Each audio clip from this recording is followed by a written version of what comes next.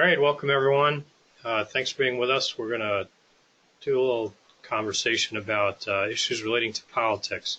It's come up quite a bit lately. In fact, over the last decade or more, it's become more so that people associate issues of political questions with how does it affect their portfolio. So we've had some of those questions coming up lately, and as a consequence, thought it would be worthwhile taking a few minutes to put together some things for you to give thought to. By and large, our expectation is that we do not think that the political climate is one that should be a big factor in your portfolio, but it is relevant for us to have these conversations so we can explain why. One of the things that this comes up from time to time because people are thinking about there's a lot of news lately. And in our efforts today, Brian and I, although we each might have our own political views and opinions, our effort today is to try to speak about things not from a position of trying to convince people of our own political views, but rather one to look at it somewhat dispassionately and try to indicate what we think are the potential implications for one's portfolio and how that might affect some strategy going forward. So besides myself, Chris Boyd here, I've got Brian Regan with me in the room. Hi, Chris. Hi, Brian. So, and Brian, you did a great job putting a lot of these slides together. So let's jump in. We're going to have a little bit of a review of sort of what's our big picture, and then we'll go through a variety of things looking at aspects of political expectations coming up with Congress, the White House, and the potential issues of impeachment and the rest. So let's jump right in. You want to start us off, Brian? Sure. I think the bottom line about this whole thing, and it might be not as exciting to many people who lean one way or another, but I really don't think the 2020 elections are likely to lead to any significant policy changes in government, which would drive the economy one way or another. And the reason for that is because the Congress is essentially going to be split. The Republicans are very likely to win the Senate, and the Democrats are very likely to keep the House. And regardless of how you feel about the presidential position, you can't make wholesale changes just without Congress. And when I say wholesale changes, I generally mean either spending or taxes or some combination of both. Yeah, so I mean, I think, of course, the reality is none of us know what's really going to happen, and we recognize that, and we're basing this view on what we hear from pundits saying what's expected as it relates to the outcome. Things can change, and of course, that's one thing we really want to point out is a lot can change with this. We're providing you this correspondence, this webinar on December 4th of 2019, and so a lot can change in the meantime. But based on that expectation that it seems more likely than not, and we'll go into a little bit more about this shortly, but it seems more likely than not that the Republicans will maintain control of the Senate, and more likely that the Democrats will maintain control the House. The White House at this point is unknown. It's too hard to tell. It's a toss-up, right? So let's dive into some of these particulars. Brian, you want to go first on this? Sure. So the Senate, we mentioned at the top of this that the Senate's likely to go to the Republicans in 2020. And the current situation is it's 53 Republicans and 47 Democrats. I looked at two popular forecasters, the Sebago's Crystal Ball and Inside Elections, and they both estimate that there's 3 toss-up seats, when they define toss-up as approximately 50-50 seats. The Republicans would need to lose all 3 seats in order for it to be a tie, and then the vice president holds control in a tie, so they would have to lose all 3 seats and the presidency. So if you think of 50-50 to a fourth power, it's basically a 2.5% chance that would happen. I mean, so therefore I get to my estimation that Republicans have a 95% chance of maintaining control of the House. Not to say that it couldn't happen, that there's an upset because these things can happen. But that being the case, because there's the expectation of that that's a big driver in your thinking. And that notion that if one house controls each part of Congress, or one party holds one house of Congress, either the House or the Senate, it makes it harder for things to be moving through. If you have, for example, if you were to have an all Democrat White House, House and Senate, you'd have the notion, or Republican, either way, you'd have the notion that you could have more things moving through Congress and moved into law. In this expectation, the notion that there's at least one chamber of Congress that is of a different party makes it harder for there to be any material changes. Yeah, just to double down on that too, on my assumption that the Republicans are going to hold the Senate. Doug Jones is a Democrat out of Alabama who won the out of cycle vote. Yeah, special election. Special election. He's expected to lose to Republican based on these forecasters. And all the three toss-up seats are all incumbent Republicans. Generally speaking, I think the incumbent has a better chance of winning, re-winning his seat than losing his seat, even if it's considered a toss-up. There are some considered vulnerable Republicans, but if you assume that Doug Jones has to lose his seat, he's going to lose his seat, then Republicans would have to lose 4 seats in the presidency in order to lose the Senate. So it seems very unlikely, given the current circumstance, that the Republicans will lose the Senate. Okay. So how about the House?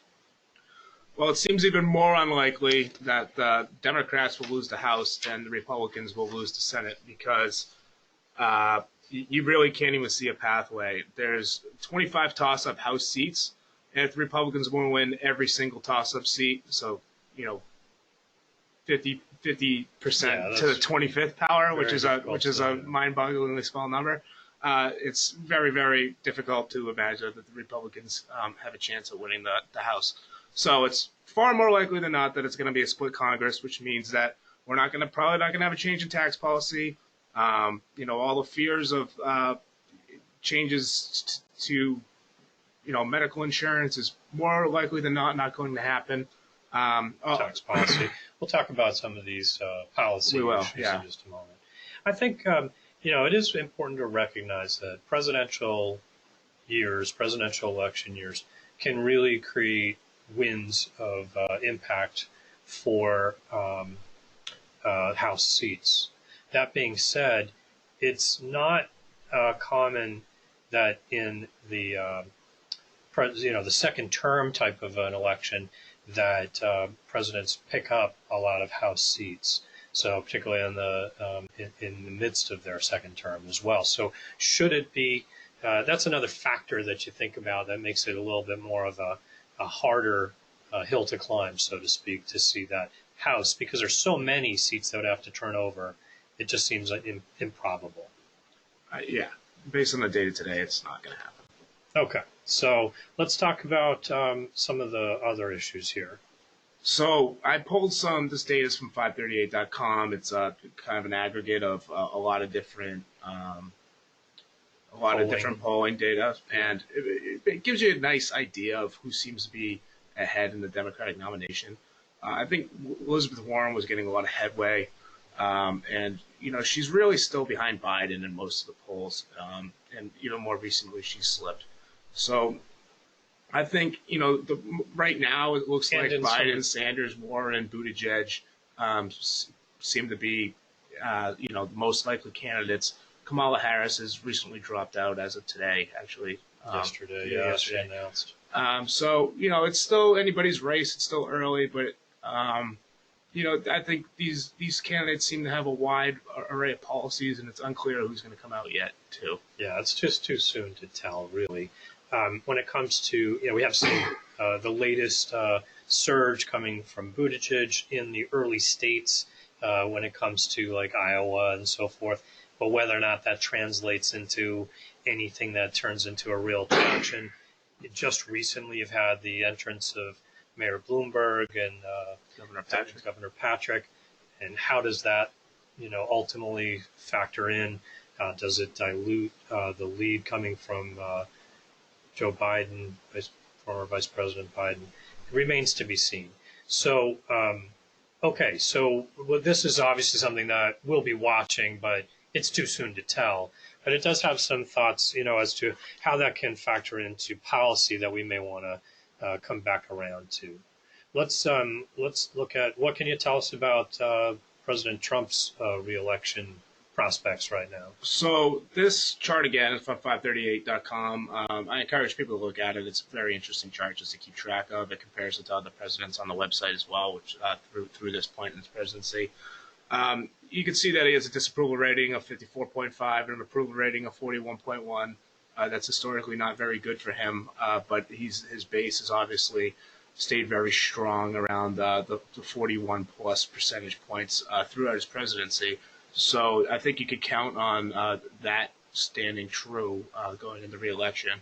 So but that's generally that kind of a net negative is generally not favorable when you're going into a re-election. But as you said, the base is very dedicated, so that could help. Well, that's a national poll too, so it's not as important when it comes to the electoral college, right? It's a great point. And here, that's what this map's all about: the electoral college. The toss-up states are Wisconsin, Pennsylvania, North Carolina, Florida, and Arizona, and one seat in Nebraska. So this is where it really is most important: is what do people think of Donald Trump in those states? Where is it more likely to lead? And obviously. The Democrats don't have to win all those states in order to unseat the president, but the president won Pennsylvania, Wisconsin, and Michigan, in Florida and North Carolina, and I don't think he won Arizona last time. But it just goes to show Ohio, which sometimes is a toss-up state as well. It's very unclear at this point. I guess we're just showing that it's a toss-up right now. In these states, these are the states that matter more than the national polling. Okay, so very unclear at this point in time as it relates to the Electoral College math and the path to that. Of course, it's all hypothetical right now because although the president's reelection, it's known who the candidate for the Republicans is really likely to be. As much as there may be a primary, it's really pretty much a foregone conclusion. And whereas who is he up against can make a big difference in how people approach that whole thing. So this heat map is kind of overlaying that idea of what are the states that matter. And the heat map, the redder it gets, the bigger the disapproval for Donald Trump, and the bluer it is, the more the approval that he has. So as you can see, the important states like Wisconsin, Pennsylvania, North Carolina, Florida, Arizona are leading more to disapproval than they certainly were when he got reelected. When he got elected the first time. When he got elected the first time, those states were very blue. Okay, so it's trending in a poor direction for the president. That's a challenge for the president to overcome. How consequential has the Trump presidency been from a regulatory perspective? So I put this chart together because people might say, Brian, we understand that Congress isn't going to do anything, so the president might not matter as much as the elections might not matter as much as people might think for their portfolios. But hasn't Donald Trump done a lot to eliminate regulations? And that's true. There has been a lot of changes in regulations, but I just want to challenge people to take a close look at some of the regulatory changes that have actually become in effect. There's a difference between in effect and proposed. When you propose a rule change, a regulatory rule change, it goes through a process. The process takes some time. So some of the things that you may have heard of aren't necessarily in effect. So I put together all the things that are actually in effect on this slide right here. So if you want to pause it and take a look and just ask yourself how much of this is really going to drive the economy forward, I would argue that it's rather insignificant on the whole. The bulk of these changes at this point in time. Now, there's a lot of other things that are in the works, as you said, and may have more consequence over time. There are, yeah. I mean, one, for example, that just got approved today is there's a proposal that just got approved that folks need to show proof of work in order to get food stamps. That could effectively have an issue with grocery chains, just as an example. I think that could be more impactful than it might seem on the face of it. Yeah, but it's not going to have the same effect as something like the tax cut had. That's an important thing to point out. What you're referring to here is not necessarily an assessment or an evaluation from a values perspective as to whether or not these things are important to you, our listener. It's more from the perspective of how it might affect your portfolio and what level of consequence it may have had. Correct? Right. So, for example, the hog carcass cleaning rule. My basic understanding from reading the description of it means that hogs don't necessarily, their carcass doesn't need to be cleaned on one particular site. It can be moved to another site before it's cleaned. These are things that I don't think are going to have wholesale differences on the overall American economy. And there's plenty of examples like that in this list that I encourage everybody to take a look at if they think that's something that they're concerned with. Okay, so again, we're not trying to do anything other than try to recognize the notion of the consequence to your portfolio. When it comes to the issue of impeachment, very hotly, divided and debated, and news going on as we speak with congressional hearings. The notion here is that it seems like probably a foregone conclusion that the House is very likely to impeach the president. And it is also just as likely that the Senate will not remove the president from office. They'll acquit the president, and it will not likely be that he will be removed. But even if it were to be the case that there was an impeachment and a vote to remove, from a policy perspective, a Pence administration, should that come to pass, would likely be pretty similar in policy to a Trump administration. And so the act of whether or not there were an impeachment, should that happen or not, we don't think is really significant to ultimately the consequence to your portfolio. Things won't really be a whole lot different from a policy perspective. Now, there could very well be market disruption and anxiety, and we think that that should probably be thought of as an opportunity, a buying opportunity for investors if that should come to pass. All in all, we don't think it is likely to happen based on what's been reported thus far. But for those who may have those concerns and how that would likely have a consequence to your investments, we think that the risks are diminished, at least as this being the driver of economic consequence. Now, there can be other reasons to have some concerns. It can be a catalyst of other issues that might cause people to be concerned. And we spent time about this, Brian, talking in our podcast that we do quarterly, and when talking about valuations and market movements relative to where the earnings happen to be and the drivers for that. So we just want to kind of reinforce that notion that people should look at those issues again, and we'll be updating that next month. Anything you want to comment about this? I think you did a good job. Okay.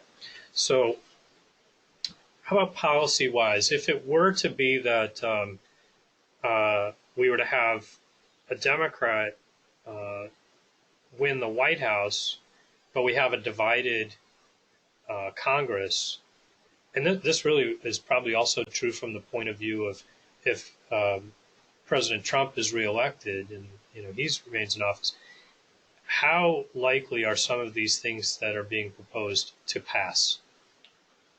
So I made the point of the likelihood part on this chart to say that it's highly unlikely that any of these things will actually pass based on current dynamics and the expected dynamics of Congress going forward. So it's made a lot of headlines. It's made some people very excited. It's made some people very nervous, depending on who you talk to. But I look at it objectively, thinking of my civics classes and saying, hey, look, chances of these things happening are pretty low based on the makeup of Congress. That being said, let's think about what's actually going to happen if these things go into effect. Corporate taxes going to 28% from the 20% that was made in the most recent tax bill. Pretty much all of the candidates in the debates, the Democrat debates, have talked about the notion of raising corporate taxes as something they would like to see. Yeah, Joe Biden particularly wants to see 28% versus 20%. That's still a cut from where it was prior to the tax cut of 2018. So, when you look at it from an economic impact, I think generally speaking, it'll probably be negative. When you look at the industry's impact, it's probably going to be banking, transportation, and retail affected the most. It's going to be negative on stocks because earnings are essentially 8% less overnight. And that's just the reality of it, regardless of how you feel about the bill. The fixed income impact might actually be positive because generally speaking, when economic impact is negative, it's normally good for fixed income products as interest rates are likely to fall. With Elizabeth Warren, she wants corporate taxes at 7% surcharge on profits over 100 million. So she basically wants to scope out smaller businesses rather than Joe Biden. Again, the scenario is generally the same, except the only industries impacted are really large cap companies. Again, it's very highly unlikely. Wealth taxes, Elizabeth Warren and Bernie Sanders both want this. Again, the economic impact of this will be negative. The stock impact will be negative. The fixed income impact will be negative. Why will it be negative on fixed income when economic impacts are generally positive for fixed income? Well, the reason is because wealthy people will be forced to sell their bonds, which will make yields rise. So if every year you have to sell 2% of your portfolio, forced selling is gonna depress prices. It's gonna be bad for almost all assets. Period. Wealth taxes. Minimum wage to $15. Generally speaking, I think it's going to be neutral in stocks and negative on fixed income. It's going to be negative on fixed income because it should drive up inflation, which should drive up longer-term interest rates. I like how you pointed out certain industries and the smaller companies are more likely to have that as an issue for consideration. Yeah, companies with lower skilled labor are going to be impacted. Companies with lower margins are going to be impacted the most, generally speaking. You could make an argument that it would boost our aggregate demand as people that have do most of the spending in this country have a little bit more money in their pocket. So that's why I said it would have an economic impact of neutral. All right, the last one, Medicare for all. Medicare for all. Warren, Sanders, and Andrew Yang are all for this. Obviously, the industry impact is going to be healthcare. It's pretty obvious. Yeah. It should be neutral on fixed income, and it should be negative on stocks just because of the healthcare industry is going to be negatively impacted. To that. Again, highly unlikely under these pass based on the Congress. And so a lot of building blocks going into these assumptions, but that's helpful to think about is, should we really be worried about the economic consequence to this? At the very least, it's too soon to tell, and it should not be a driver of investor behavior at this point in time. Okay, so bottom line, we want to sum it up? Sure. The bottom line is it's not going to lead to significant policy changes. Let's not worry about it too much and look for opportunities if they avail themselves based on election forecasts. We're going to have a split Congress. We don't know who's going to be president, but any president's going to need significant bipartisan support to pass legislation. So anything that is too far right or too far left is probably not going to pass. Any significant change in pricing due to speculation will be looked on as a buying opportunity. And we're going to actively avoid making decisions due to political considerations.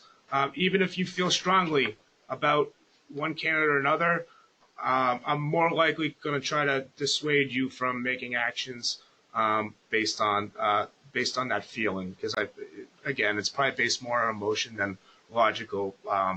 What we expect the probabilities are. So with that all being said, Brian, thanks for preparing some of these comments for us. And our intent here is to let you think about how will your portfolio be impacted by political dynamics. There are plenty of other topics that we would typically like to talk about, and we do talk about in our quarterly conference webinar, conference call type program, and we will be doing that in about a month. Just be aware that there have been things that we'll be focusing on. What's really happening with tariffs? There's a political dimension to that I'm sure people would like to hear about. When it comes to what's happening in Europe, plenty of things in that notion as well. So with that, I hope this is of some help.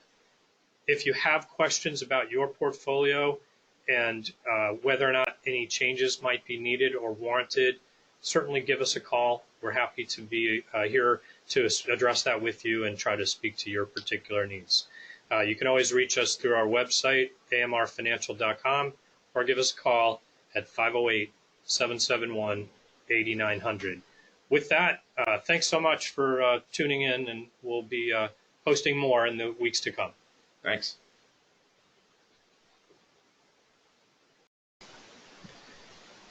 All right, welcome everyone. Thanks for being with us. We're going to do a little conversation about issues relating to politics. It's come up quite a